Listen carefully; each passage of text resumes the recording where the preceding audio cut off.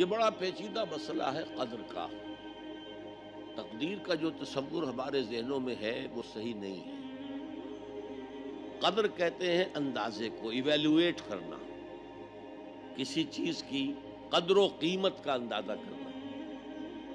اللہ نے ہر جاندار کے لیے ایک اندازہ مقرر کر دیا. مثلا چھوٹی سی چڑیا ہے اور وہ ہوا میں اڑتی پھر رہی ہے.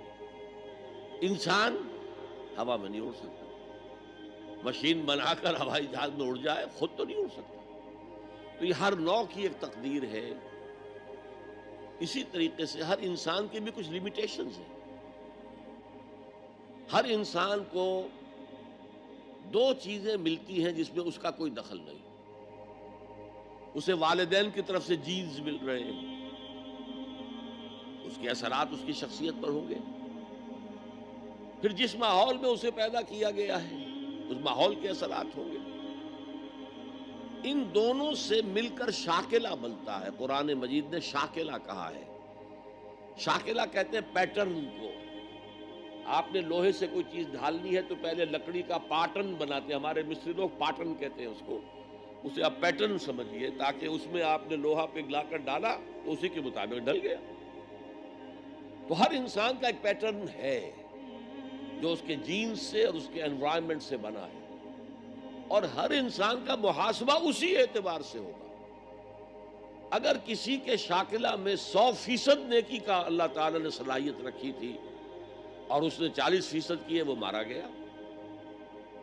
جس کے اندر رکھی ہی 50% دی، اس نے 40% کر لیا، کامیاب ہو جائے گا. لا یکلف اللہ نفسا الا وسعها. Every individual will be judged according to what was given to him by Allah subhanahu wa ta'ala. لیکن تقدیر کا مطلب یہ نہیں ہے that we are bound to do something. No. There is no predestination. It's only pre-knowledge. اللہ نے مجھے اختیار دیا، چاہے یہ کرو چاہے وہ کرو، اما شاکرا و اما کفورا. فمن شاء فلیؤمن ومن شاء فلیکفر. جو چاہے ایمان لائے، جو چاہے کفر کا اختیار کر لے. لیکن اللہ کو معلوم ہے کہ تم کیا کرو گے. یہ پری نالج ہے اللہ کا، پری ڈیسٹینیشن نہیں. اللہ نے مجبور نہیں کیا ہے.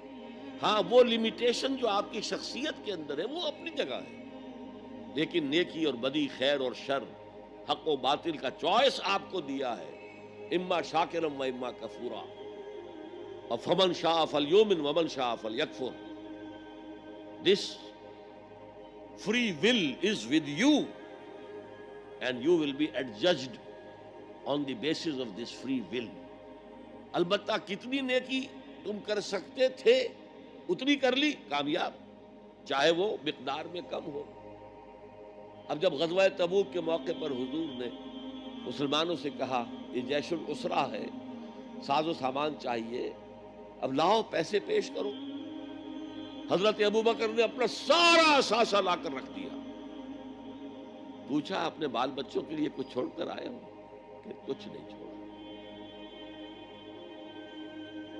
صدیق کے لیے ہے خدا کا رسول، بس اللہ کا نام چھوڑ کر آیا. اب حضرت عثمان نے بہت دولت دی اس وقت. ایک غریب انصاری، اس نے ساری رات ایک یہودی کے باغ میں وہ کنویں سے پانی کھینچ کر باغ کو سیراب کیا. صبح کو اسے کچھ کھجوریں مل گئی اجرت کے طور پر. اس نے آدھی لا کر اپنے بال بچوں کو دے دی، گھر کا نفقہ، نان نفقہ شام تک کے لیے.